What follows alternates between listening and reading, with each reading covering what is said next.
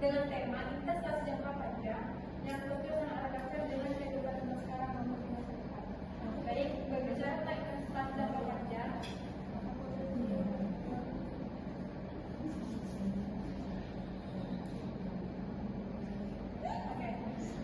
beberapa lagi saya persilakan kepada rekan saya berkomunikasi ini. Selamat siang teman-teman.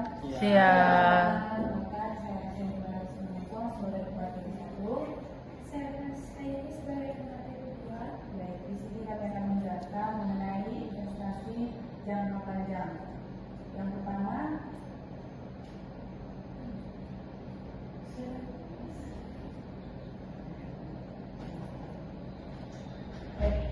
kita akan membahas mengenai pengertian investasi jangka panjang.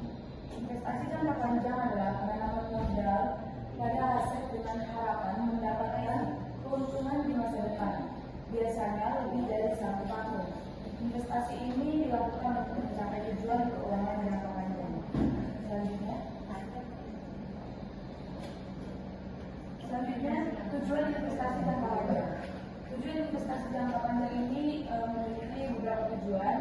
Yang pertama itu sebagai pertumbuhan kekayaan, yang kedua sebagai keamanan finansial, dan yang ketiga itu diversifikasi risiko, yang keempat untuk melindungi nilai aset dari inflasi, dan yang terakhir itu mencapai tujuan keuangan spesifik.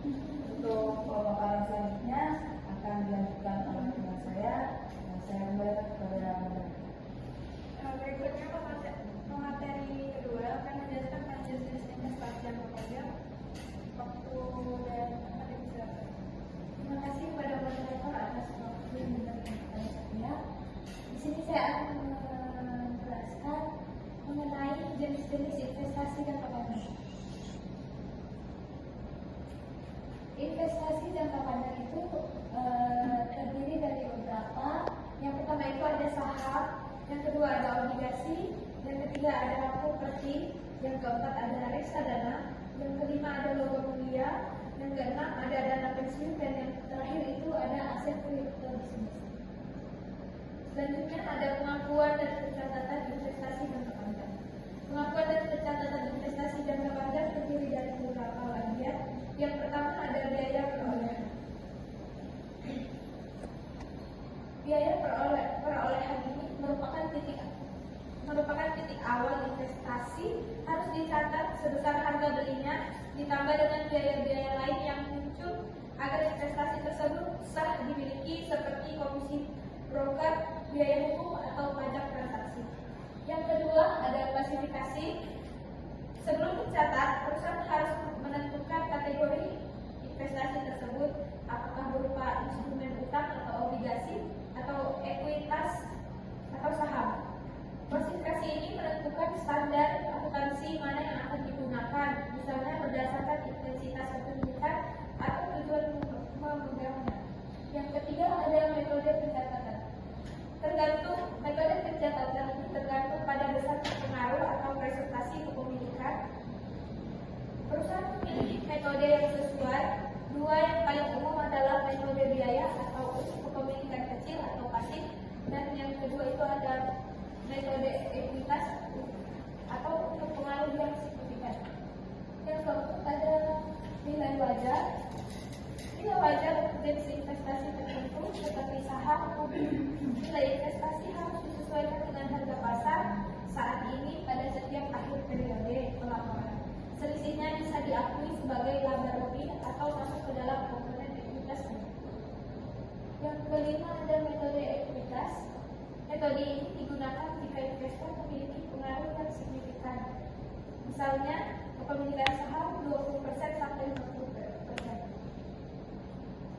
Yang keenam ada penurunan nilai pengungkapan.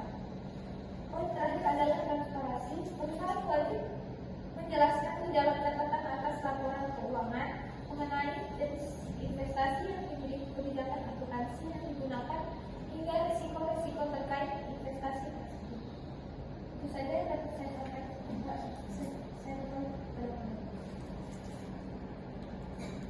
Selanjutnya,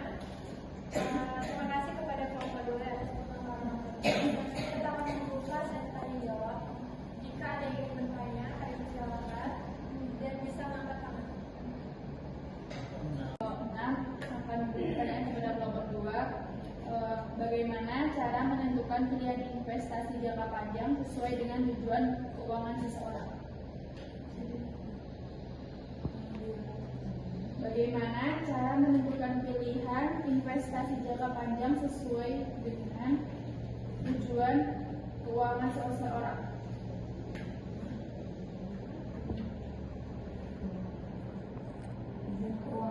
Ya, tujuan. Pertanyaannya akan dijawab oleh teman saya, Seri Limsa. Untuk pertanyaannya tadi, bagaimana cara menentukan pilihan investasi jangka panjang sesuai dengan tujuan keuangan seseorang? Untuk menentukan pilihan investasi jangka panjang dengan tujuan seseorang itu, yang pertama kita menyelesaikan jenis investasi dengan tujuan yang spesifik. Yang kedua itu melakukan diversifikasi untuk mengelola risiko. Yang ketiga itu mempertimbangkan metode pencatatan dan transparansi. Dan yang keempat itu evaluasi berdasarkan jangka waktu. Baik, apakah bisa dipahami Kak atau kurang jelas? Berikutnya, apakah masih ada yang ingin bertanya? Jika ada yang bertanya, kami buka satu pertanyaan lagi. Jika tidak, kami akan mengakhiri sesi pemaparan hari ini. Izin bertanya, sebelumnya perkenalkan, nama saya Nurul Maulida dari kelompok 4, ingin bertanya ke kelompok 2.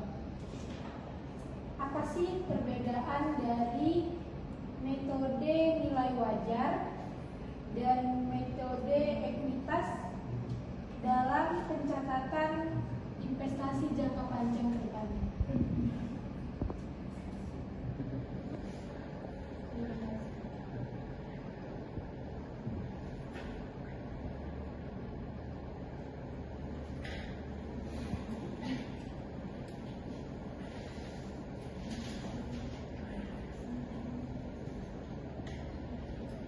Baik.